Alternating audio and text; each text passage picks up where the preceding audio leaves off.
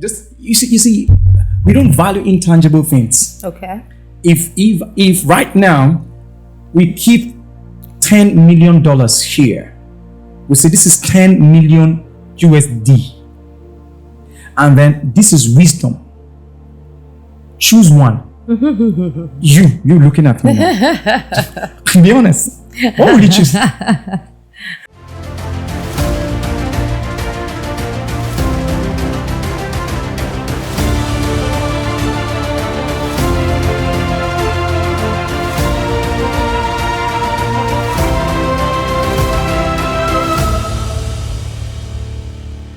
Hey guys, welcome back to the Godly Halak podcast. My name is Hugo, and I am very thankful that you found time to join us today.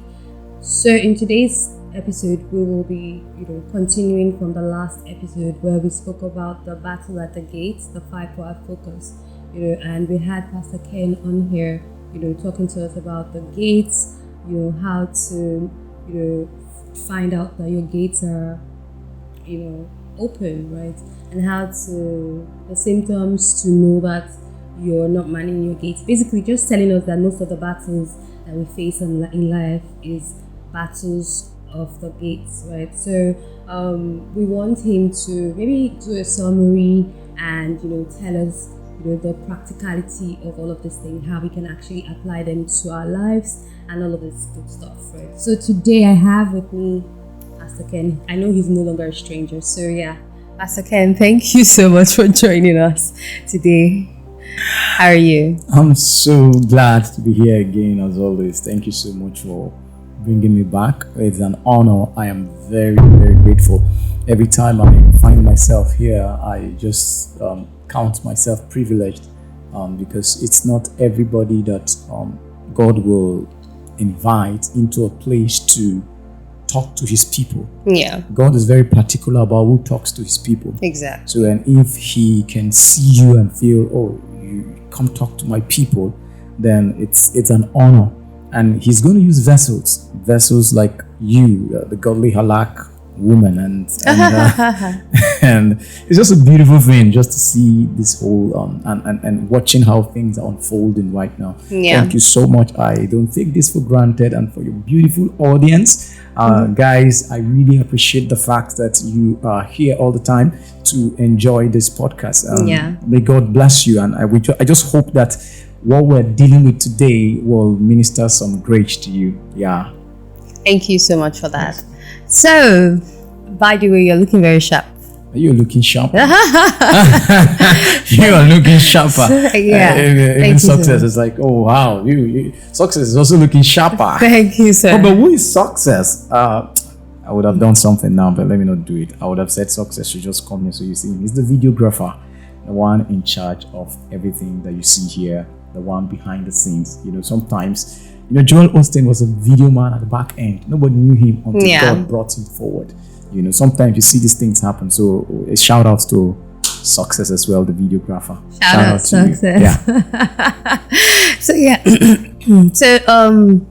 So thank you so much for joining us. And so the last episode blessed me particularly. Wow. Yeah, I was really blessed from the last episode, how everything was summarized.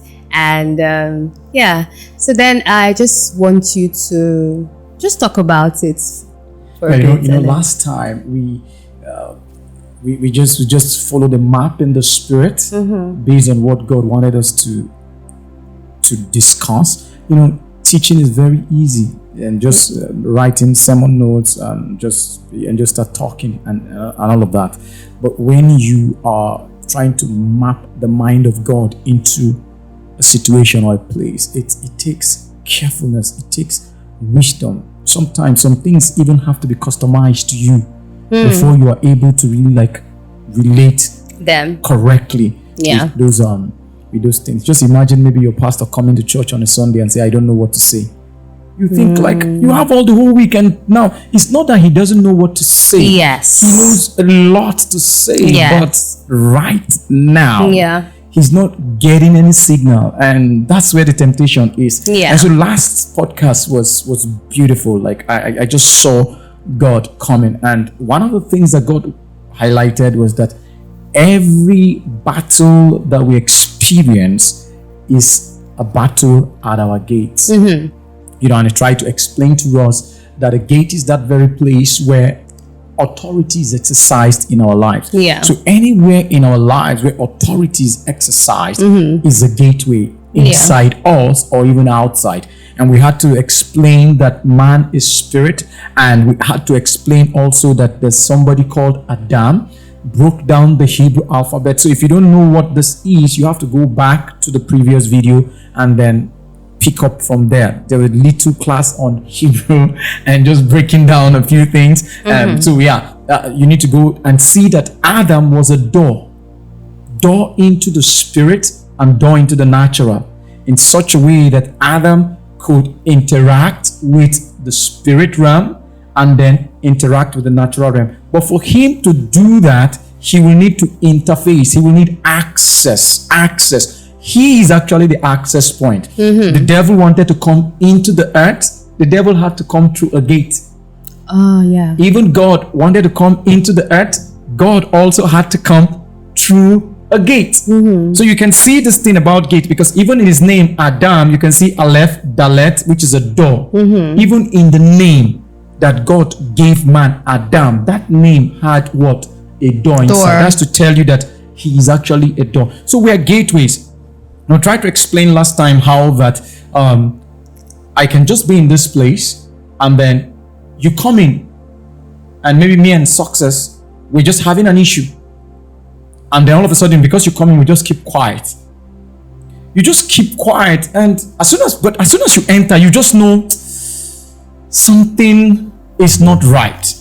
Another instance would be, we're all in this place, something will just happen to me, and I will just change the way I look at things, and all of a sudden, everybody around starts feeling bad. What just happened? Something passed through a gateway, which would be my emotional gateway. So you see this thing about gateways, all the battles, every victory we have got, we got in our lives, every victory came through our gateway. Every defeat also came through our gate. Every battle is at the gate. And we tried to explain the different gates that we have. We have the first love gateway. That gate is in the spirit of the man. That is the most important gate. And that's the gate that the devil consistently seeks to block. He's always seeking to block that gate. Why is he seeking to block that gate? Because that is where the glory of God is revealed in the life of the believer. If the believer is not functioning correctly at that gateway of first love, then he can never see the glory of God, even though things are working out in his body or his soul or even his spirit, because that is also the place where the throne of his life exists. And it's in this place where the throne of your life exists that the devil comes to trade with you, to give you some things and collect some things from you. But if you don't know the value of what you got, at the end of the day, you will give him something thinking he's giving you information, not knowing that he's just trading with you to mess with you, to take that thing. You see, he wanted to take the throne of Adam and Eve. What did he come to do? He came through the gateway, started applying things to their eyes and make things appealing to them. What was he trying to achieve? He wants to pass through the gate to take the throne. Remember, Adam was created a king already, because God gave him dominion. When you say this is a kingdom, it's a king dominion. So Adam already was a king. Now, the devil wanted to take that throne. And all he needed to do was just to tell Adam, as God said this and that and that. And Adam said, no. Eve said, and they were just having that conversation. Bam! All of a sudden, the thing started looking good to Eve. And Eve was like, oh my God, we're going to take this. Now, the devil gave them information that they started engaging. And as they were engaging that information, they abdicated the throne of their life. But that information passed through their gateways, and devil knew that. So immediately they abdicated the throne of their life, which is where the first love is. The devil came right into that place and sat there and started administrating. So that is where the administration of the life of the believer takes place.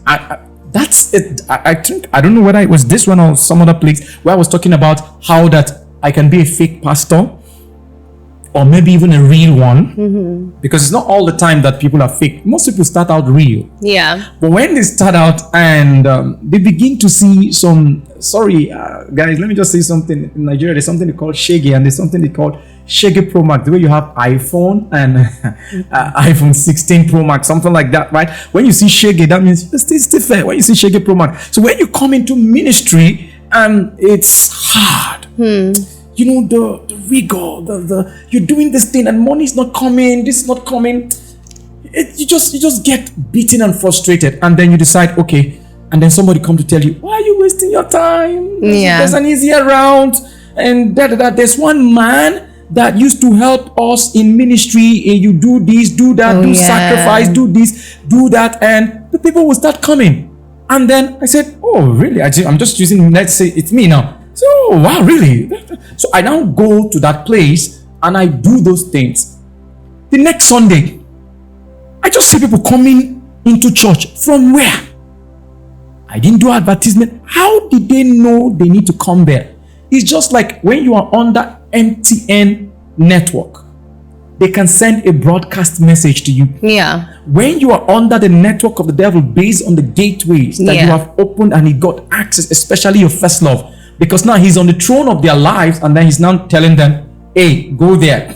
Hey, go there. There's spirit interest in everything we do. So we just wake up and we just think, I just want to go to this place. No, a spirit informed that information. Even that whole move, a spirit informed it. Yes. So you're just thinking, hey, I don't want to do this today. I want to do this tomorrow. You think you just woke up and just said you want to do this and you don't want to do that. The truth of the matter is that a spirit informed you. All of that. Okay, so I know I said summarize, so let's summarize, because we have a lot of things to talk about, right? And we already established all of these thoughts in the last episode, right? So if you want to hear more about this, I mean, I feel like you should go back to the last episode so that we maximize the time that we have with him today, and we don't have to take it to another episode, right? So, Pastor Ken, I wanted to, because right now you mentioned there's something you said that triggered, a thought. So it was, and you said trade, right? You said trading, and I believe that the battle at the gates deals with a lot of trade, right? So I want you to actually establish that thought on trade, right? What does trade mean when you say? Because most people might not really understand when you say trading. What do you mean trading? Yeah. Right now, when we talk about trade, even in a natural, it's just that's this thing that deals with exchange. Okay. Exchange of things. Something has to be given. Like maybe you look at two things and you feel okay. You have to measure value of certain things, and then when you measure the value of this, the value of A, and the value of B, and then two parties will come into agreement to say, okay, I will give you this for this. Yeah. So everything we do, it's actually battle at the gate based on the tradings that take place. Exactly. Because at the time when you are just there getting angry, you don't know that you are trading with the familiar spirit. Some is giving you an information. See how that girl look at you just now. Exactly. See how that boy look at you just now. Oh my God. Give him woto. Oh, sorry, what is woto? You come to Nigeria, we'll teach you what is woto. Don't worry. So you just come in that place, and you are just there, and you don't even know that you have been brought into a trading floor. A trading floor is that place where it's level for everybody to come and exchange things. Just it's a platform. Just the way you have maybe you're trading forex. There are platforms where you can trade your forex. You say, okay, I have this thing, and then this is what it is here. You just do that exchange, and maybe with a click or something, and then you get some money, and you can go and sort out your problem. Or when you suffer loss, then you have to go and count your losses. And whenever there's a trade, there's always a winner at the end of the day, and there's always a loser. The thing we even call temptation is actually trading, exchange. And most of us have been brought into trading floors and we never knew. Typical trading would be Esau and Jacob. Esau was hungry and he said, I need food. And Jacob said, okay, I'm going to come to you and pass through that gate of your emotion. I know that is messed up right now. Even your reason, even your let's just work on you a bit, because I know that you won't take this thing very seriously. Okay, now, so can you give me your birthright? Just give me your birthright. And Esau felt, what is birthright? In the natural, you don't see birthright. The truth of the matter is that things that are intangible are more real. Exactly. The things you don't see with your eyes, they are more real than the things which you see. If you begin to journey into the spirit realm intensely, you will discover that even this, our whole world, is an illusion. It's imaginary. True reality, the whole world, this thing, everything you're seeing now is darkness. The real light is what you cannot see. That's why if you read the Bible says things like everything that was created were created from things that were not seen. So that means the things which you don't see, they are more. So Esau couldn't see birthright. And what's birthright? Jacob, take the thing. He didn't know that based on that trade that took place, just with where did it play? The trade took place. The mount, the gateway of the mount. Remember last week we had to explain the gates of the spirit, the gates of the soul, and even the gates of the body. And the mount is one of the gateways. So you see where that thing took place. And he said, I have given it to you. This is what happened to it, most of us. You know, sometimes in our personal life, we may just be sitting in our home. Something massive is coming to you. Massive is coming. And when that thing is coming, the devil and the demons, they can see. They see when things arrive. Exactly. Daniel prayed. His answer was coming. The prince ruling over the territory stopped that thing from reaching Daniel. But how did he know? He saw the angel bringing it. So something can be coming to you and they will see it. Now, when they see it, they cannot stop it. Now, the devil is very methodical in the sense that he just repeats the same things over and over again. So they can't stop it, but they see it. So they will need you to partner with them. And then all of a sudden, they will come to you in your privacy and start engaging you, start talking to you. You see, you don't even have money. All these things you are doing, how are you going to make it? How are you going to do? How are you going to? So those things will just be there, abusing your mind verbally. They're just abusing you verbally. And then if you are not careful, you will now partner with the devil. My tongue is the pen of a ready writer. And remember, you are a king. And where the word of a king is, there is power. Once a king speaks, it becomes law. There is nobody that can speak over your life that will have more effect more than what you say over your life. So the devil knows this. That's why he wants to come into that place to bring you to start speaking evil over your life. Say, I'm not getting money. Life they don't scatter. This none that. The minute you begin to do that, you've given him access to that gate. Now he will man that gate and then use those words and go into the legal realm of the spirit. The realm of the spirit is a very legal realm. You can just stay there and say A, B, C, and D and think because you have spoken, then things. It's a very, very legal realm. Why do you think God will be called a judge? It's because that realm is legal. Why do you think Jesus will be called an advocate? It's because that realm is legal. Why do you think the Holy Spirit will be called a counselor? It's because that realm is legal. If you don't understand the legalities, even in Revelation, you will see that before this guy, the Lamb, will go and make war, he will judge.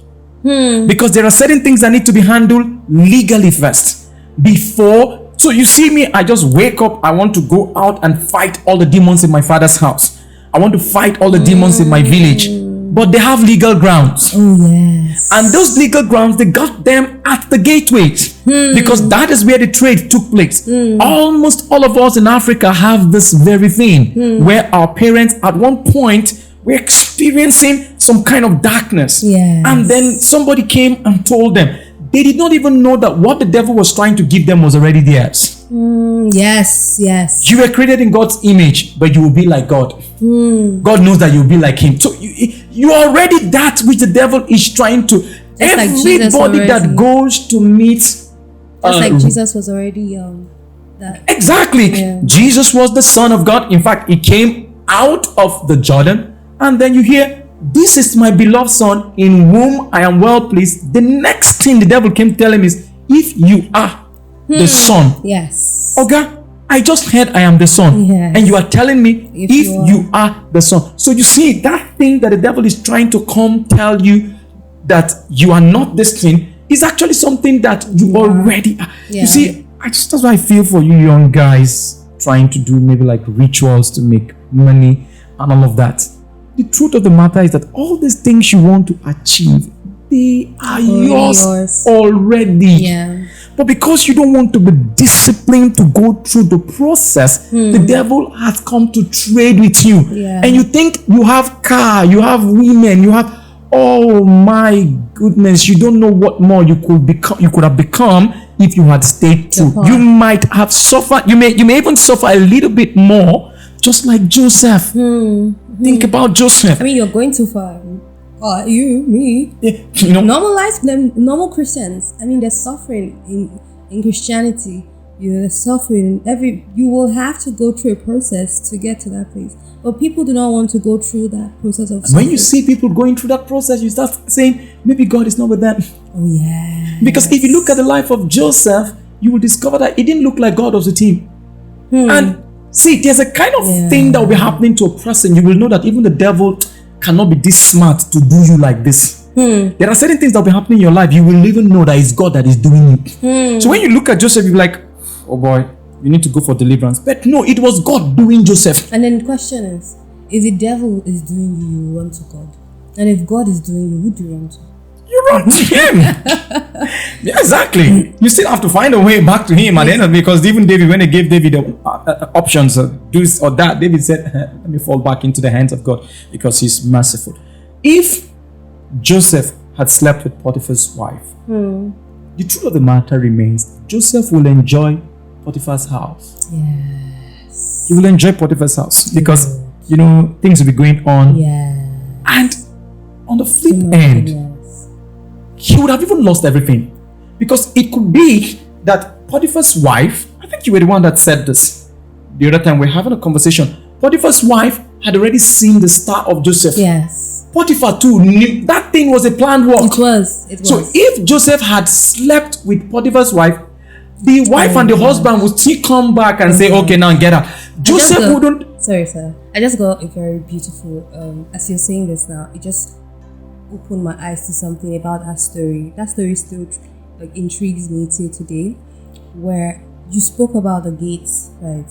What if Potiphar's wife's gate was open and the devil passed, because the devil knew that Joseph was a very significant figure in the Bible, in life in general, right? So Potiphar's wife knew, not Potiphar's wife, she was just a medium the devil passed through because her gate was open, and then she was supposed to use, the devil was supposed to use Potiphar's wife to defile him. Exactly. And spoil something. Exactly.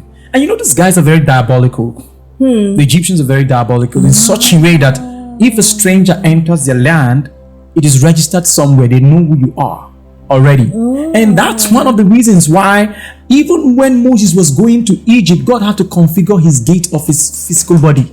The gate of the skin. Yeah. That's why he said, pull your shoes, because where you are, it's only why I need to configure this leg. Because as soon as you re-enter Egypt, they will know that. So even Joseph, they knew, I'm just trying to say this based on what you just said just now. They knew that Joseph had something. Yes. You just see that coat of many colors was on that guy. Yes. And aside that, Potiphar said something that the blessing Potiphar, the Bible said that because of Joseph, Potiphar's house was blessed. So he knew it wasn't because of him. Just the same way Laban's household was blessed because of Jacob. So the blessing is in the person. So wherever the person, just like Abraham, moved from a place from another place, he migrated, and he told Lot, his Lot, Nephew. right? His nephew to choose. And he, looked at everything, and he chose the place that seemed like a very beautiful place. And his uncle went the other way. But the other place where Joseph and Abraham actually went to or migrated to was the fruitful. And why? Because the blessing is in the person, not in the place. So I think that they were able to detect because their life changed because something happened. Just the same way, just like you said, someone can enter a place and the atmosphere change, and you just know that something passed through that person. Just the same way God passed through Joseph and was blessing them. Yeah, I just wanted to say that. Yeah. Every blessing takes place at the gate. Every curse takes place at the gate. So if you see, one of the biggest lessons that God gave Abraham is that you possess the gate of your enemy. Anybody that is possessing the gate is in charge of what goes in and what comes out. And this is what the devil is always seeking to achieve, to come to trade with us right there at our gateway. And when we bow to the pressure and succumb to everything and then compromise, he begins to mess with us all the time. So this whole thing about trading at the gate is very, very important. You can see, where was Mordecai when he was capturing things about, he was at the gate. And even after they promoted him, where did he go back to? He went back to the gate. Wow. He was a gatekeeper. Yeah. And because he was a gatekeeper, he was able to talk about things that were happening inside the palace. You can see people whose gates have been sanctified. Trust me to tell you, when your gates have been curated, sanctified and pure, you can sit in your bedroom and you begin to see things in even countries that you know nothing about with so much precision. Why? Wow. Because even God can pass through those gates, whether it's a gate in your spirit, whether it's the gate in your soul, whether it's the gate in your body. He will pass through any of that to achieve what he wants to achieve. Every time we come into that place where we say, I feel tempted, it's a trade that wants to take place at your gate. It can either be your mind. Something is trying to make your mind go in a different way. It can either be your will. All these are in your soul. It can either be your emotion. It can be your conscience. It can be your choice. It can be your reason. It can be the big changer, which is your imagination. That is a gateway that the devil will always seek to scatter. You see the gateway of your imagination? The gateway of your imagination, that's the gateway for encounter. The devil knows this. That is why he brings all these images, imagination, images, so that you were created in the image, imagination, in the image of. So even God had put an image there. I mean, this is such a beautiful. The way you spoke about the trading, because trading is very, very. You can't speak about gates without speaking about trading, right? Because obviously, that's a lot of people trade their destinies every day, and they do not know that they trade their destinies, right? At the platter of gold, nothing for nothing. And I believe that the devil has been so cunning that so many people, you hear people say, I'm just going to say what they normally say, that, this thing you're doing, you're exchanging your destiny. You're going to sleep around, you're exchanging your destiny. And they tell you something like, destiny. Who destiny help? I know. What's in my destiny don't do for me, You know, things like this, and you begin to wonder, like, when you start saying things like, who destiny help? Like, imagine. So you see that these are things, example, what Esau said, right? When he was hungry. Oh, give me this. A lot of us have actually traded a lot for pleasure, at the altar of pleasure, right? And most times ignorantly, really, ignorantly. And most times we do not know what we have inside of us. That's the reason why it's very easy for us to exchange these things. And the people you're exchanging it to know the value of the things that you have, right? And you said something, you said it very right, where you said, you don't know, I think you're trying to say that anything the devil comes to you to trade, to give to you, you actually want more, right? For example, Jesus Christ said when the devil went to tempt Jesus, right, and said he should bow down to him, that he'll give him all the, you should look around, he's going to give him all the pleasures of this world. Now imagine God gave him a name that is greater, right? That everything in earth, beneath the earth, above the earth, everything at the mention of him responds to that name. Now, was that name not even more than what the devil was actually offering Jesus at the time? Now, most times, like you said, everything that we are looking for, most times, it's already inside of us. So we just need to look deep. So now I don't want to continue talking about this. Just imagine this thing you just said just now. Sorry for. I just want to buttress something. You see, we don't value intangible things. Okay. If right now we keep $10 million here, we say this is 10 million USD, and then this is wisdom. Choose one. You looking at me now. Be honest. What will you choose? In fact, you will pick the $10 million and say, I will use that $10 million and buy wisdom. Yes. Oh, yeah. That's what people will say. Oh, yeah. Yeah. It is simply because you don't know the value of the intangible things.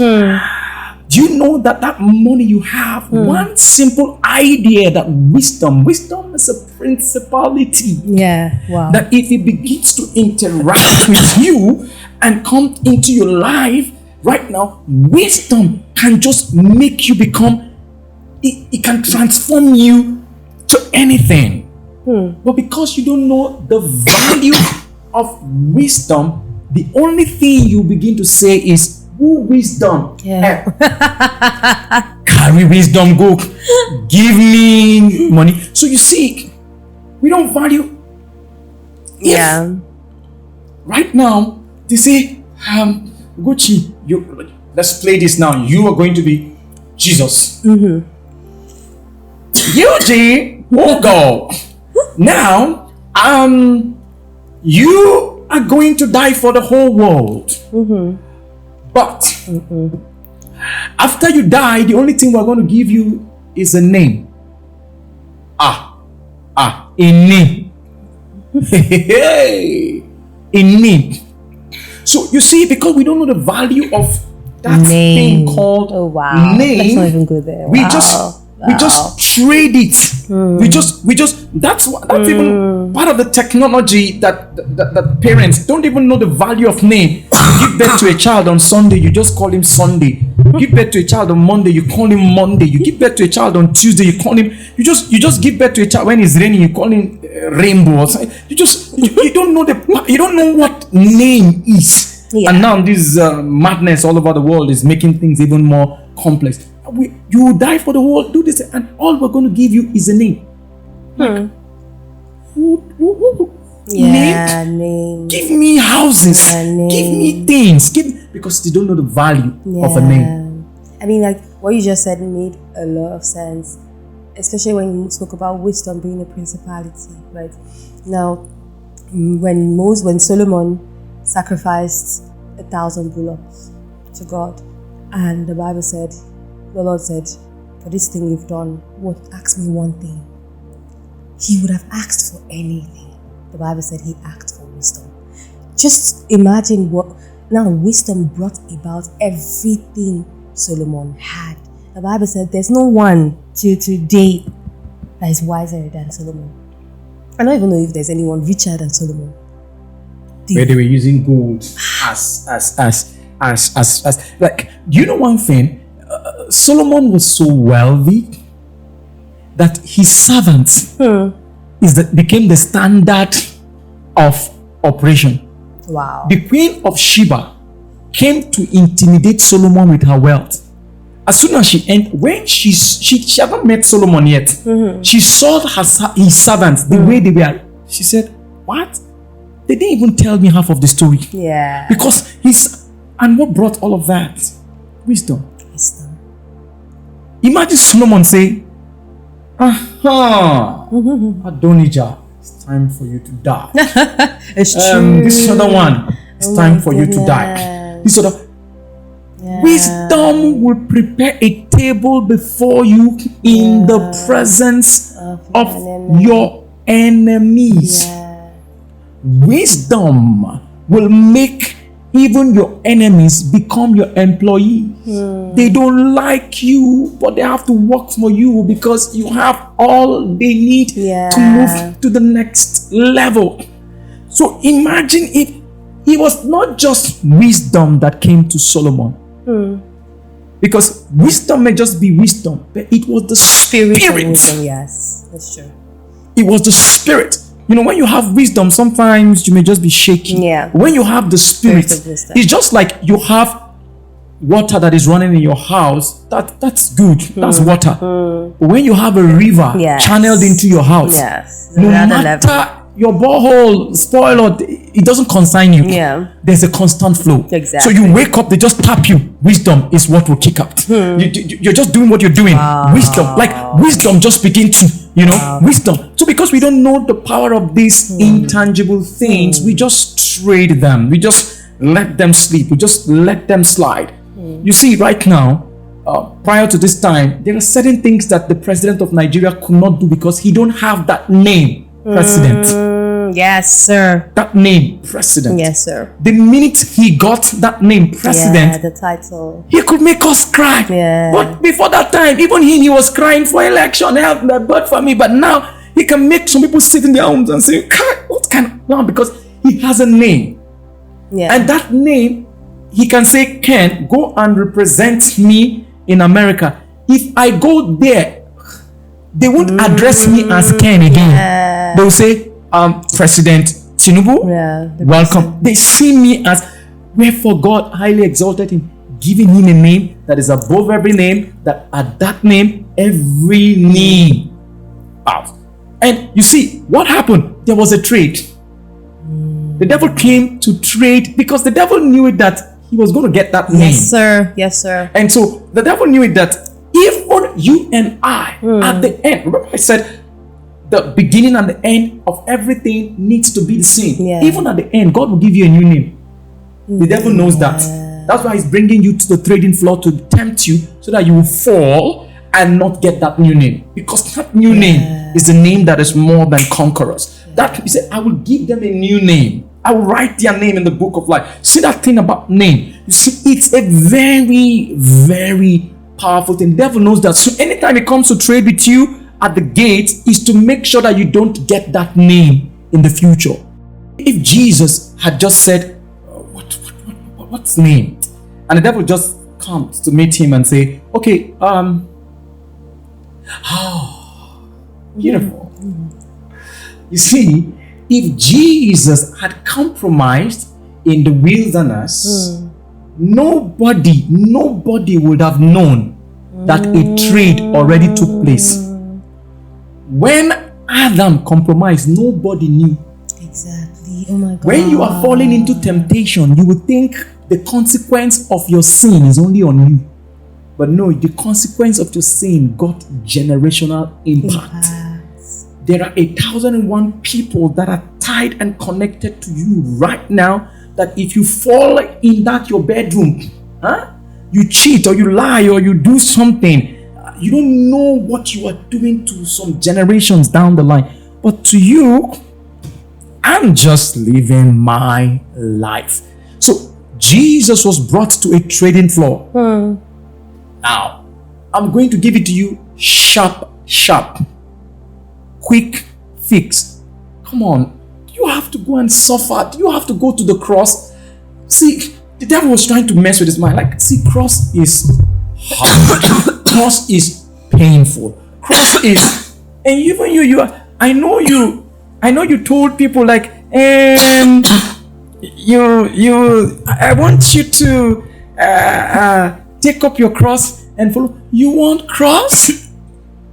You want cross? No, you don't need cross.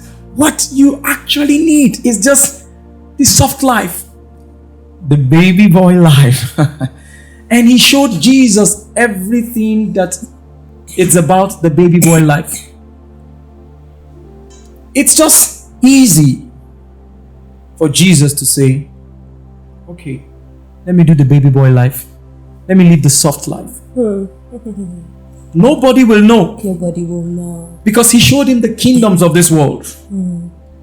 Right now, the kingdoms of this world is now the kingdom of our God and of his Christ. Everything belonged to Jesus. He knew it, that Jesus has come to pick it up legally. But what is he trying to do? Trade with him to mess that very thing up. Take the name, take everything. So imagine Jesus saying, I beg, Father, I see that you are beautiful and all of that, but God, this 10-story building I see here, my eye is here right now. See that Lamborghini? Baba God, I need it. If Jesus had bowed to the devil there, he will come out of that place. I guess you know that the devil will give him stuff. The devil can give you stuff when you trade with him. Yeah. But at the end of the day, he's going to mess. When you are going to pay for that thing. When he gave Adam stuff, Adam didn't know what he was about to experience. Death just entered like majestic. Death just broke open the earth and just entered majestically according to you and said, now I'm the king here. I rule. Death became a king. That man hates death. And Jesus came to deal with death, and the devil is trying to say, hey, let's trade. And where would that trade be? At the gate. The lust of the flesh. Oh my goodness. The lust of the eyes. The pride of life. These were the things that what were the battles about? Gates. So the same way that the devil went to Adam is the same way the devil went to Jesus, who's the second Adam. And that's the same way the devil still comes to us every single time. Most times we do not know that the devil keeps coming because the Bible says he walks to and fro, looking for who to devour. Now that devouring means he's looking for who to trade with, looking for whose destinies to take, looking for who to bring under captivity.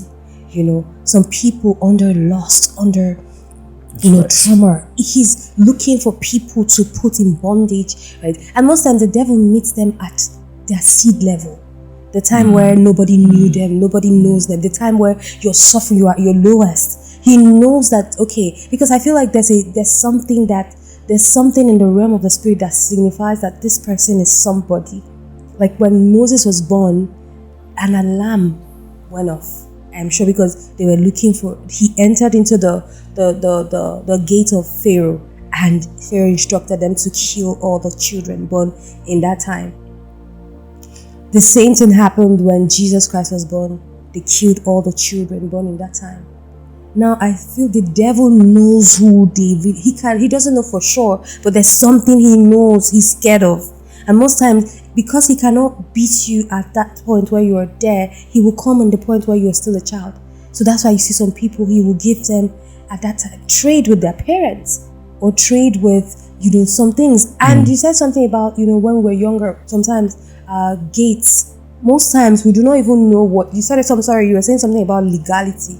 Yeah, parents. Our parents, most times our forefathers. Yeah. It's not even our parents, our forefathers. That's right. I give them like the fourth to the third and fourth generation. Exactly. That was a trade. That's actually trade taking place. Trade. Yeah, that's exactly what it is. They go to a deity and say, you know what, I need protection. And you can't really blame them. I need protection for my children and all my generation. People coming after me. They will serve you from generation to generation. And other people, they say, okay, I'm going to sacrifice the blood, the first child. And those blood speaks. Yeah. I was reading the book of, was it Genesis? Where Cain killed his brother. That was the first record, of murder, right? Where blood started speaking. When God said, where is your brother? He said, well, am I my brother's keeper? Right? And I was saying something, I've lost the track of. Now, you see this very thing you're talking about, maybe like our parents now. Yeah. Like that's that whole thing where they are doing they go to that place, they trade. You are the only one that don't know who you are. It's true. The devil knows you. Yes. Like full blown. Yeah. And just as you were pointing out earlier on, that he comes at that seed form. Yes, sir. The devil is interested in seed. You are the only one that is not. Hey, when you hear seed, I'm not talking about money, because now you almost want to log out. We're not talking money now. We're talking about seed. Yeah. Potential. When The thing that has the ability to become, to create things. The devil knows. The sperm of a man is the seed of the man. The egg is the seed of the woman. When these things, they come together, they form something. Yeah. When that thing is at that seed form, the devil wants it out. Yeah. Some of you had this thing, you just had intercourse. There are no illegitimate children. I don't at care. all. They're just illegitimate parents. Yeah. They're not illegitimate children. Yeah. Because now maybe you made a mistake. Maybe a guy cajoled you. Maybe something just happened, and then for some reason you now discovered, the lady now discovered, I'm pregnant, and she decides to say, I need to take this child away. You are not the one that decided to go take that child away. The devil knew it, who that child is, because it may be your mistake, but God is the one that gave the spirit. Exactly. So the devil knows what that child is coming to do. Yes. And so he said, from that seed form, take it out. Because if you don't take it out, as soon as I take it out, oh my God. You see, the devil goes after seed. Just imagine what would have happened if Mary had committed abortion. Wow. Because every event surrounding her but not normal. Pregnancy. Not normal. Her pregnancy was not normal. And people will not believe. You can't believe. Just imagine. You're coming to tell. You're a virgin. You're going to tell you, say, I'm a virgin, but I'm pregnant. What's the signs behind Oh my it? God. Especially now. What's the signs? Why are you lying? Tell us the truth. Who's the father? Do you get that whole? Of course. How even Joseph wanted to just divorce her quietly. Yes. Joseph didn't want anybody to know. It's like, I know you. Please. Imagine if she had now said, I can't handle this. Yes. Oh, my mental health is my stress. My body, my body, my body, my life, or something like that. My body, my choice. My body, my body, my choice. So is my body my choice? Angel, please carry that testing on. No. Nobody can tell me what to do with myself. You cannot. Yeah, my body, my choice. Would have happened. Mankind, the whole destiny of mankind, wasted. And so, don't think that the devil didn't come with that idea. Yes. Don't think so. Yes. Mary battled with a lot of things. I'm sure Mary was even depressed because at the point, how am I going to tell him? Because Joseph struggled to get that whole thing. What was that struggle? The battle at his gate. The minute Joseph said, okay, fine, I'm going to accept this, the devil said, okay, we've lost this gateway now. Let's go to a major gateway.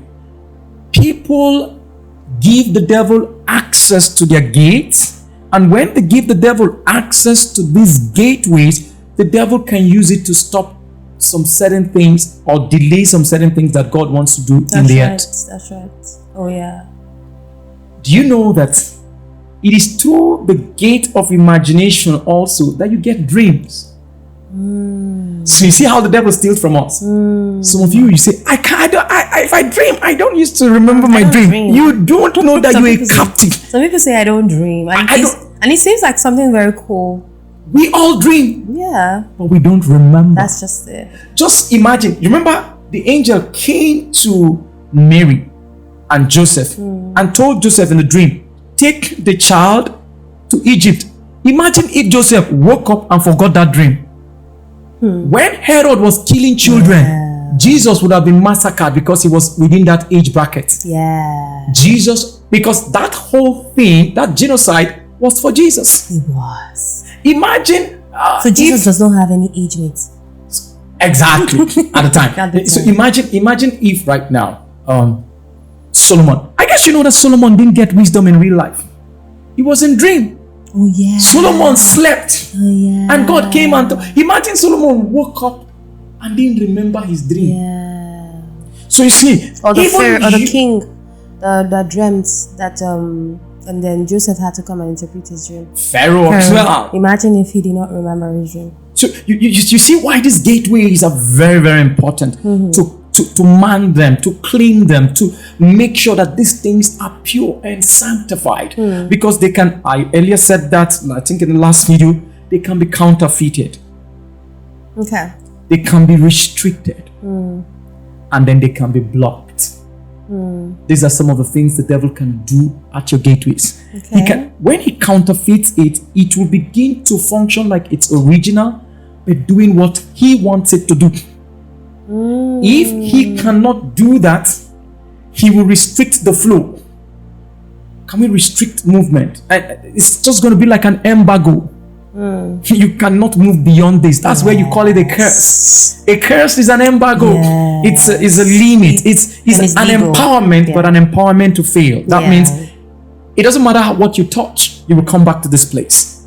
That's what the curse is. And what is that? It's still the battle at your gate. And what's the battle? That restriction. Then where he feels, I can't counterfeit, I can't restrict, he say, let's block it completely.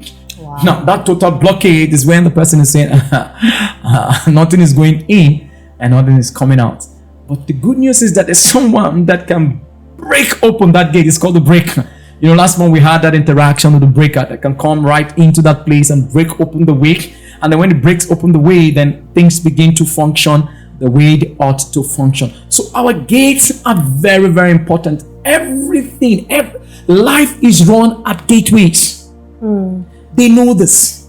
The people of the world, they know this very, very well. That's why, you see, like when we talk about our parents, or our parents' parents, like up until fourth, fifth generations back, when they go meet a juju priest or something, say, I need this.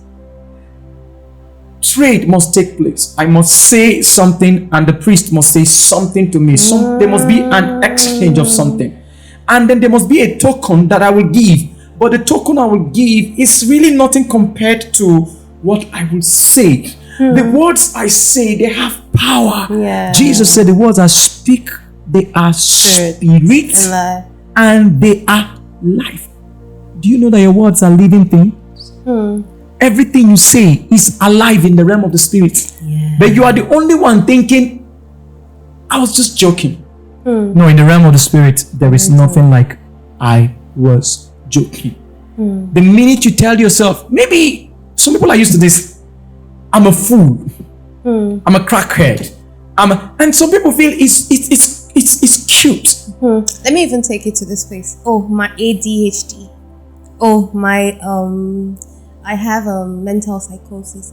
I have ADHD, and then I don't know how people personalize. See, I'm not saying that these things don't, these things are not real matters, right? Or mental health matters. But I'm saying, how do you personalize it and now say it's something that you should be treating, right? You shouldn't now say, oh yeah, it's not very cool. You know when you just take just like let's go to COVID. When COVID came in, everybody wanted to take my Pfizer vaccine, my this other one vaccine. Everybody, it's cool. And it sounds cool. The one that shocks me is my ADHD. Oh yeah, I have ADHD. Yeah, dyslexic. Yeah, I have I don't understand it. Just as you rightly pointed out, it's not really that those things are bad in themselves. But then the devil is trying to partner with you to make it permanent. And then some people don't even have these things. Just go and read it up online. And they just self-diagnose that they have it. And when you say yes to these things, it just comes. It just comes to you. And that's the truth. It just comes to you when you say, oh yeah. So you hear about people say, oh, ADHD, this. So they are talking about, when the people, on the internet, you see that's another problem. People go on the internet and make a video and start talking about the symptoms, and then you're looking at it, you're comparing the symptoms with the ones you are thinking you're having, and you say, I have ADHD. Then you leave that place, and then that thing now takes you to Google. You now start Googling it further and further and further, and then before you know it, you are the spirit, because it's saying itself. So you're calling it something that's not even there. You're calling it with your mind. You're saying doors, you're a gate, and then you're saying, oh wow, I think I have this thing. I have it. So any little things, if you're maybe feeling you can't read fast, or you can't really focus very because that's one of the symptoms that you don't know how to the focus. it's not really, you can't focus for long, right? You see it, I told you, I have ADHD. So it's something, and then that thing comes to you, So I mean, I just said that. And you see, when people say those things, they endorse it. Yeah. You see, sometimes we dream, and we see terrible things in our dream. The thing you saw is not what will happen. It is when you partner with that thing through any of your gateways that it becomes a reality. That is why you will see maybe the devil wants to kill somebody, and then he will show him that picture of death and all of that, and then the person begins to panic. Now, it is not that dream you had that is going to kill you. It's that fear that we will now use to give the devil access into your life. And when you get access, you begin to say, hey, I'm afraid, I'm this, I'm that. Before you know what is happening, death has carried the person. And the person will say, and you see people saying, anytime I dream, it used to come to pass. It is simply because you partner with it. Anytime you see something in the spirit realm, for it to come into the natural realm, it must pass through a gate. Yes, sir. You are the gate. So they came to knock. Can we come in? And you gave it permission. So you are the one to say, okay, no, I don't want that. this. Yeah. Okay, this looks good. I want this. I'm going to bring it in. So that means anything you see in your dream that you don't like, you can stay there and say, there's no access into this gateway. Yeah. You're not going to find access. And it will stand. Why? Because you are a king. And where the word of a king is, there is power. The only time it's maybe different is when it has to do with another person. So you will need legal permission. Because in the realm of the spirit, you cannot just go and do things for anybody without permission. That is why even if you go to meet a juju priest for something, if that priest goes to make inquiries, they will ask him questions. What right do you have over this person? That's why they will tell you, bring an offering, bring something. So when you bring that thing, they will take that thing and say, see what he has brought, see what she has brought, this is this. That means I have permission now to go ahead with this thing, because this thing is representing this one. And that's why sometimes even to give money to people, you have to be a little bit careful. You have to be a little bit careful, because you don't know what these things may turn back to this thing about this. It's my... When you say it's yours, you have endorsed it. Yeah. There are certain things you don't need to endorse. Yeah. Come on, guys.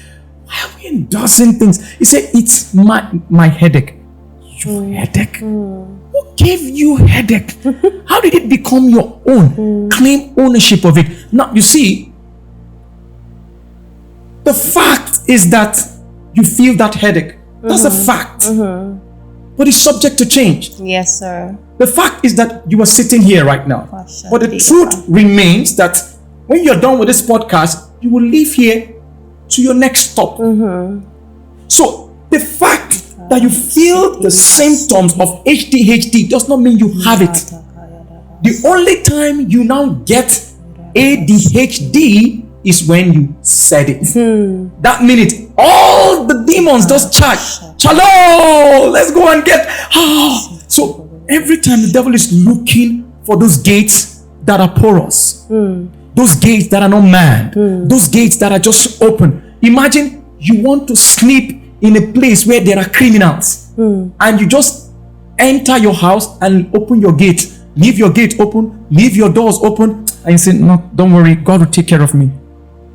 And you know there are jackals, there are criminals, there are imposters, but you say, I don't care, God will take care of me, don't worry. You sing all the songs, the thieves will come, they will mess with you. The devil goes about as a roaring lion, seeking whom he made the vow. And who is he seeking? That man whose gates are open. Your eyes are open, your ears are open, your nose, your mind is open, your worship gate is open, your revelation gate is open, your intuition gate is open, your fear of God gate is this gate. Once they are open, he comes right in. And what does he do? Seek permission. He becomes a familiar spirit at this gate. I mean, without all these things you just said now, I feel like even me, I mean, like, I think maybe I can detect one way or another where maybe some things, maybe some gates were not manned properly, or, and I know that people that are watching can actually tell, okay, this thing is as a result of my gates not being manned properly, and that's the reason why this is happening to me, right? So I just feel like you should maybe tell us how to, cleanse the gate, or unlock people whose gates that have not been properly manned. How do you cleanse the gate? How do you lock the gate? How do you, all the procedures? Yeah. Sometimes some people don't even know that their gates are blocked. Some people don't even know that their gates are restricted. Okay. Some don't even know that their gates have been counterfeited. Some people don't know any of all this. They're just living life. Whatever comes, comes. So how do you know that my gate has been blocked? My gate has been restricted. Check the things that are happening in your life. Are they the things that you truly ordered? Or are they just things that you just got? There's something they say, what I ordered versus what I got. No, check. Are they the things that you ordered? When you order something, you say, I want this, and then you see it. Or you just sit all by yourself, and then all of a sudden, things just begin to happen in your life that you don't even have control over. Yeah. Do you just wake up and make decisions that make you suffer losses? Do you just wake up and just make decisions that just make you enter? You just see some people, they're just running from one trouble to another trouble. Do you even feel like you are cursed? Do you even feel like anything you touch with your hands, all of a sudden, it just sours? Do you feel like sometimes when you are doing something, it's just a matter of time, the thing will begin to flop? Somewhere inside you, something is not right. Once in a while, the devil will just come give you some peanuts and just make things look like everything is okay. Just the way, even if you have your agric fowls, you still give them food. They'll think maybe you're feeding them for something. No, it's for the good day to be eaten. You're not taking care of them because you love them. You're taking care of them because they are going to serve a purpose for you during festive period. When it is time for you to dance, that thing is what is going to. So some people don't even know that their gates have been blocked. They don't even know that they're experiencing this thing. Do you sleep? Do you wake up? You can't remember your dream. And to you think you just went on like that, thinking everything is normal. Do you just do things like that? So when people come into this place, they have to start asking questions. Yeah. Have you felt this way where you feel, what's happening to me? Everybody that comes to marry me, after a particular time, this has happened. And they say I am married to a spirit husband. I'm married to a spirit wife. And some people have debunked all of that. That's not possible. But remember, the devil is a spirit. God is spirit. Wherever is joined to God is one spirit. If you're joined to the devil also, one spirit. Once the devil trades with you, you're going to have koinonia. What is koinonia? It's fellowship, communion, common union. You become common with him. You become one with him. And once you become one with him, you guys are the same. You share the same thing. Is even some of you married. The devil is your in-law. You married his daughter, you married his son. So sometimes your in-law will come and visit. Oh yeah. And so when he's coming to visit, funny thing, he's not coming to visit to do omugo. Yeah. Sorry, what omugo is when the parents come to take care of the newborn baby. He's not coming to do any of all that. What he's coming to do is to steal. What he's coming to do is to kill. What he's coming to do is to destroy. Yeah.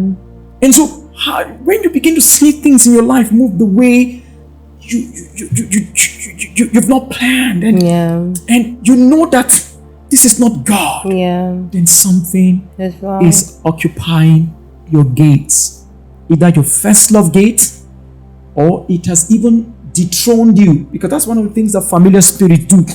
They come right there to act like the Holy Spirit. And even sometimes you hear people hearing voices that sound like the Holy Spirit. But meanwhile, that thing that they are hearing is the voice of a familiar spirit. Because everything the devil is trying to do is to counterfeit everything that God has done. So when God does this thing now, the devil want to bring a counterfeit of that same thing. Sorry, sir. Let me just point out this. It was just ringing out Go ahead. in my mind. So so it's about, when, just as the devil can trade with you, and your destiny is tampered with, it's the same way the devil can actually trade with maybe a man and his whole lineage is tampered with. That's the same way the devil can trade with your father, or a father and his whole family is tampered with. So these are all things that so the problem you might be suffering from might be the problem that your father caused, your mother caused. Most of the time, that's actually the problem. Okay. Most people suffering what they're suffering right now, they're totally innocent. Okay, but the realm of the spirit does not answer innocence. Okay. There's a legal ground in the family. Yeah. If you don't deal with it, that's why God said, I will visit the iniquities of the fathers, because no child is supposed to bear the iniquity of the father. Sin is not the same as iniquity. Sin is to miss the mark. You understand? When you say, oh, I've committed this sin, oh, you mean you have missed the mark. But iniquity is that which is written in the DNA, in the blood. Yeah. It's in the blood. Yeah. So when that thing happens, it is passed from. See, when iniquity is in the bloodline, those codes have judgments. So when it is time for the judgment to take place, any legal occupant in that bloodline will still suffer the thing. Yeah. So that thing needs to be dealt with legally. Jesus died for your sin, for your iniquity.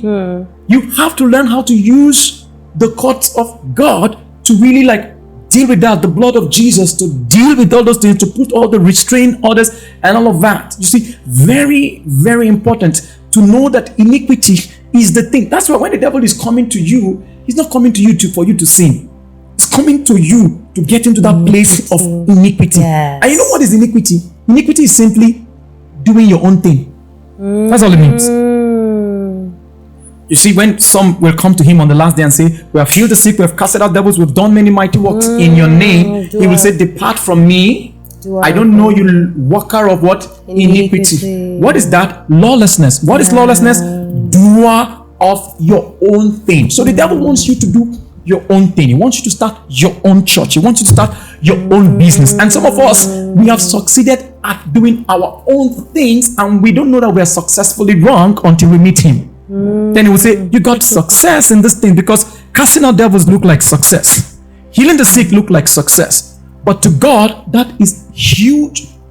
It's a colossal failure. So you need to understand that this warfare at the gates is critical. You must learn how to deal with these things. You must, in fact, some people don't even know. Just as you rightly pointed out, we don't even know that we are going through something. Okay, imagine now. Let's just give a very practical example. My parents went to my parents didn't do that. I'm just example. My parents went to meet this thing, and then they said, "Oh, we're going to give the generations of the Ojiris up until the 10th generation. They're going to serve you." At the time, I was not born. Abraham gave tithes, and the Bible recorded that Jacob also paid tithes. When Jacob was inside Abraham, he also paid tithes. So that means the blessing that was given to Abraham, even when Jacob was inside his loins, had the blessing. Yeah. So the curse or the impact of the legislation that took place when you went for that trade, when our parents went for that trade, that impact also touches our children. Sorry, sir. Let me give one example that happened when, one example I heard about. So, this family, they didn't have a boy, so they discovered that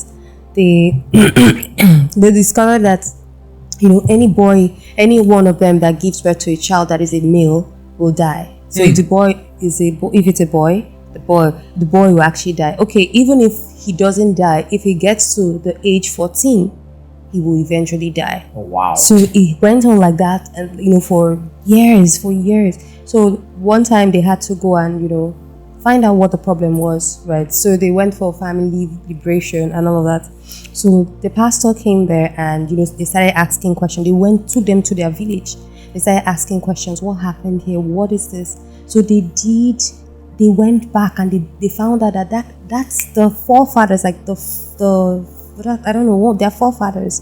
One time they sacrificed the blood of an innocent boy that was 14 years old. And this boy was crying. And he said, before he died, he said that for this that they have done, they will not hear the cry of any boy that is their age. And that's what happened, and the boy died. So it means that was a judgment. Legislation. Yeah.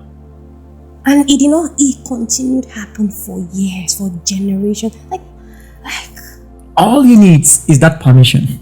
And once he got that permission, as that boy spoke, there's legal ground. Yeah, the blood. There is legal ground. Yeah. You see, the devil is very, very intentional. He doesn't waste his arsenal. So if the devil is assaulting you, he knows what you're carrying. Let's help the business people a little bit here. You see, you're a businessman, and you just come into a place, a territory, and all of a sudden you discover that business just begin to shrink. Things just suddenly begin to shut down. Like, do you know what is happening? It's like, and this is what happens with our parents. Just as right, they come into that place because there is something ruling that territory. It knows what you have come to do. So it will come and see how to enforce its rule over even your business. And if your gates are open, there are parts of gates. The gates we are just talking about are the gates of spirit, soul, and body. There are time gates. There are gates of cities. There are gates of... So we didn't go into all of this. We just try to tell you, okay, let's deal with the one within, first before we now start dealing with... So as a business person, you just come into this thing. And all of a sudden, things become suddenly hard. Then the devil now sends some of his guys to come to you to say, this thing that is hard, there is one man that will help you to make business begin to work. All you need to do is just do one small gate thing here, and then do another thing there, and then nothing, just nothing. And then life will begin to get harder and harder and harder, and you don't even know that you are closer. The harder it got for Joseph, the closer he was to the throne. That's right. The harder it was for Jesus, the closer he was for. So the harder life gets for you, the closer you are to your victory. But people don't even know this. So when it gets to that place and you don't know, you will go to the trading floor. He brings you to a trading floor, trade with you, and you don't know the consequence. Achan was thinking, I just took a Babylonian garment and that's all. Achan didn't know that little thing he had done will make the whole Israel to be defeated by a tiny city called Ai. Just a tiny city. He didn't know that his sin had generational consequence. Your sin may be private, but it's the consequence is not private. Yeah. So this thing about trading and understanding how to deal with your gates, it's your life. You need to understand how to clean them up.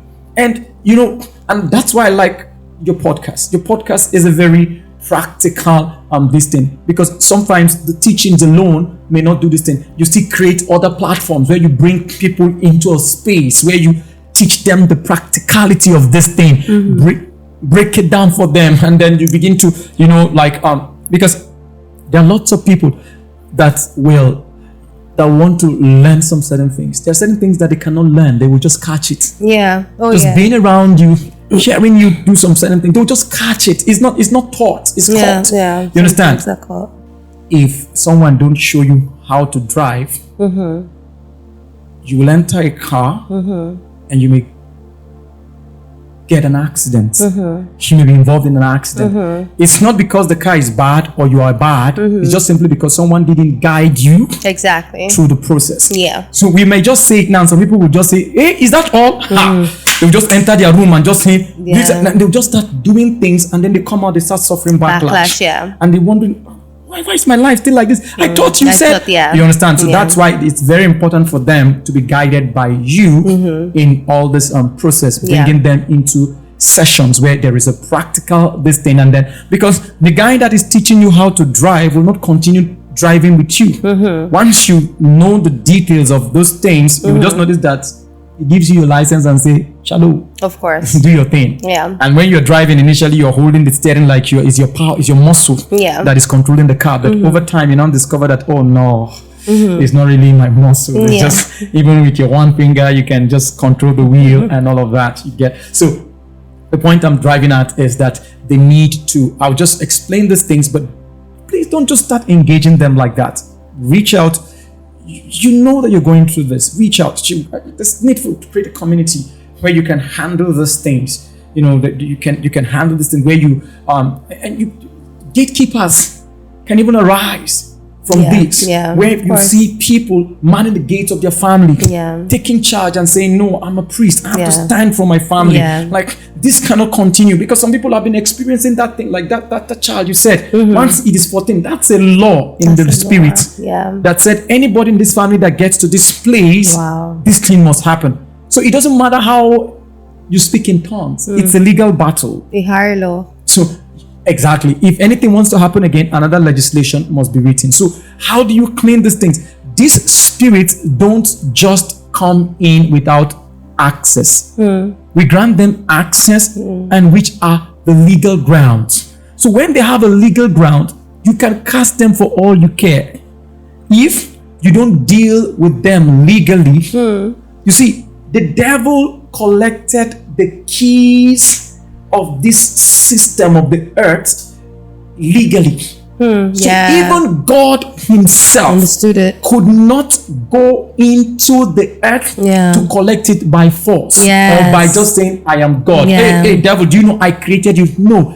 Even God had to go legally because what the court of justice of the universe demanded when God spoke, he said, anytime man does this, something must die. In the garden, die was present but without power. So the minute man did that thing, man gave die power, and die, which is now death, became a king. Now, so the devil collected that thing legally.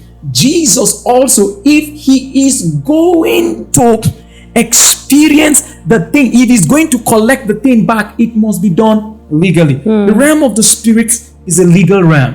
That's why if you read the book of Hebrews chapter 12, go and see everything there about Mount Zion. It's a legal thing. That's right. You will see the judge is this and that and that. It's littered all around this thing. Just as you rightly pointed out earlier on, it's a whole lot when you talk about the courts of heaven, because you need to know how to deal with these things at the gate. Now, a familiar spirit is that spirit that comes to you in a voice that you are used to. Most times it's even your voice. Most times you think you are thinking, but not knowing that you are having communion with the familiar spirit. That time you're thinking, "Oh, I'm depressed." It's not depression. It's you and a familiar spirit. Familiar spirit just verbally abusing you, like pressing you. Are there no times in your life where you just wake up, you don't know what is wrong with you? You just know that something is not right. You just know that I'm just not feeling me today. These are spirits. I woke up from the wrong side of the bed. These are spirits trying to dampen you, put you, because now they know something. You know one thing the devil knows? He knows that one of the weapons that everybody on earth got is the weapon of joy. Joy is that thing that you use to draw strength to fight in the day of adversity. So if the devil sees adversity coming ahead of you, one of the things he will come to do is to fight your joy. And when he fights that joy, you will discover that when the day of adversity comes, you are not able to fight back. And that's how he operates. And that is one of the things that the river of life, which is the Holy Spirit, coming to take away the counterfeit spirit, which is the familiar spirit talking to you. That's one of the things he comes to bring into that gateway. He comes to bring in joy, not happiness. If you give me $1 million right now, I'll be very happy. If somebody steals that $1 million right now, I'll be depressed. Same this thing. But joy is irrespective of I have money, I don't have money. So it comes in to bring righteousness. It comes in to establish peace. It comes in to establish joy at your gateways. But the familiar spirits, they come to counterfeit these things. So you are not righteous. Your life is chaotic. And then you don't have joy. You have sadness. You just see things happening around you. So these are the things they come to do at the gate. And when they come to do these things at the gate, the river of life needs to flow from the throne of God. But now it cannot just flow to you.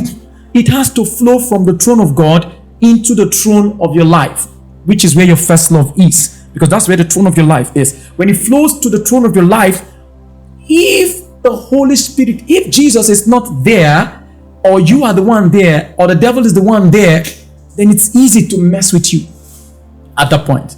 And when they mess with you at that point, you can't receive the flow.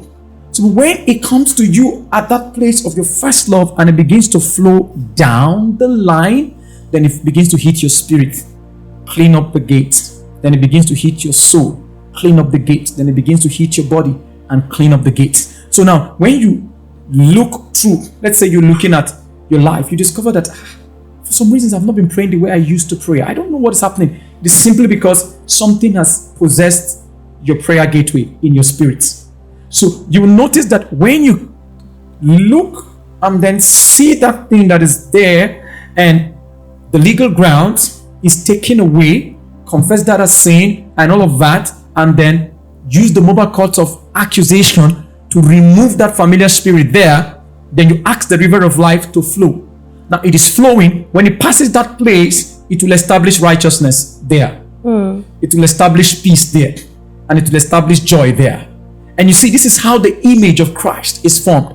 You will now notice that you are in that place where you are whole, spirit, soul, and body. So when you clean them up with the river of life, then there's something called the river of fire. The fire of God's glory. It also comes in like a river. You know, when Jesus comes, he will not just baptize you with the Holy Ghost. He will baptize you with the Holy Ghost and with fire. You know, one of the things that fire does? Fire comes to burn things that are not substance. The same fire that will burn wood will purify gold. And so the things that are in you that are chaff and all the dross, fire will consume it and then leave substance. So you discover that when the fire of his glory, that fire coming from the throne of God, because our God is a consuming fire, when that fire begins to pass through, when it hits those gateway of either your prayer, worship, your mind, your will, your emotions, and all that, after you've removed all the familiar spirits there, then you now discover that you have to allow that whole thing flow consistently, because it's not just about removing them. The difference between a bush and a garden is the care that you give to it. If you leave a garden unattended, it will become a bush. Right. And what you will see in that garden will shock you. That's why when you leave your mind unattended, the wild animals that will come. Are there no times when you've acted and you said, how did I get here? It's because you left your mind unattended. Yeah. You left your will unattended. You left your conscience unattended. Emotions. So you see, this thing is not a one-off thing. It's something that you need to know how to open the gate on a daily basis. And the more these things begin to flow, the more heaven can pass through you and bring. Now, with this, your life will become a reflection of heaven on earth. If people want to see heaven, they don't need to go to heaven. They just come and stay around you. You'll be a carrier of the presence of God, so heavy that when people see you, they just say, there's something about you I don't understand. I just want to come around you. They don't know what is happening. It's a river that is flowing, both fire and the Holy Spirit, coming around, creating an atmosphere. You carry an atmosphere. Do you know atmosphere is everything? When you begin to carry this atmosphere of heaven around you, the things that will begin to happen in your life, it's heavenly things only. And what are the things that happen in heaven? But when you begin to carry atmosphere of the devil, then all of that terrible thing begin to happen to you. So I just believe that as people hear these things and they feel, oh, I'm in this place, what do I do? They should reach out to you and your community that you're creating should be able to. And if you need me right there to help out practically, to join forces with you in that regard, why? I'm up for it. Thank you so much, Pastor Ken. Thank you so much. Wow, this blessed my soul actually. Now, I know that there are a lot of people that might be going through all of this. And to be honest with you, I am sure that you do not understand what he said, because, yeah, these things are actually very deep and time will not allow us to go in depth. So it's something that and most times it's actually practical, right? So there's some things that you have to, there's sessions where there's so many things you have to reveal to you. He will ask you, you will say, you will think, it's something that is very practical, really, right? So if you feel like you don't have any questions about this, or you feel like it's something you really need help with, you can actually reach out using our email address, and we will see how to help as many people as we can. We can actually do this. So yeah, thank you so much, guys, for staying till the end of this episode. I appreciate your time, and I pray that the Lord blesses you, and I pray that the Lord opens your heart for you to be able to understand these things. Some things are not easy to dissect, so I hope that the Holy Ghost will help you digest all of these things, and then some things will linger until later, they'll start making sense later on, as you begin to brood on them. So I pray that the Holy Spirit will help you understand these things in detail. And then, like I said again, if you have any questions, please reach out to us. Thank you so much. I will see you in the next episode. Bye.